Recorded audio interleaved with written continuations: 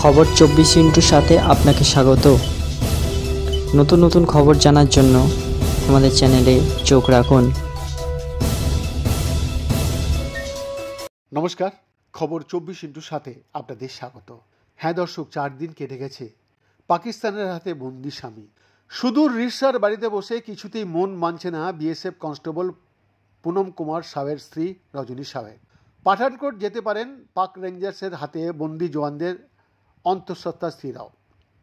যদিও ট্রেনের টিকিট এখনও নিশ্চিত হয়নি বলেই উনি সংবাদ মাধ্যমকে ফোনে জানিয়েছেন। পুনমের বাবা ভোলনাথ সাউ স্বামীর কর্মস্থলে গিয়ে ঊর্ধ্বতন কর্তৃপক্ষের কাছে যথাযথ আবেদন জানাবেন বলে দাবি পুনমের স্ত্রী। রবিবার রিসরার সুশীলা চন্দ্র আউন রোডের বাড়িতে আসেন বিএসএফ কর্তারা। পিকে সাহের পরিবারের সঙ্গে একান্তে বৈঠক সারেন তারা। বিএসএফের টিম এই শাহ বাড়িতে আসেন বলে খবর। পুনমের বাবা আরও জানান, ডিজি এসে তাদের সঙ্গে বৈঠক করেছেন।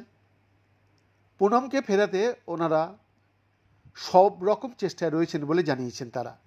তবে পুনমের স্ত্রীর পাঠানকোট যাওয়া নিশ্চিত নয় এখনও। রজনী দেবীর সঙ্গে আরও 3 জনের যাওয়ার কথা রয়েছে। পাঠানকোটে অপেক্ষা করছেন 2 জন আত্মীয়। তবে হাওড়া থেকে অমৃতসরগামী ট্রেনের টিকিট কনফার্মই হয়নি বলে জানিয়েছেন পুনমের বাবা। যদিও পুনমের স্ত্রী জানান, রবিবার ট্রেনে যাওয়া না হলেও তারা যে কোনো যাবার খুব তাড়াতাড়ি চেষ্টা করবেন সেখানে। বৈদ্যনাথ দাসের রিপোর্ট, খবর 24/7।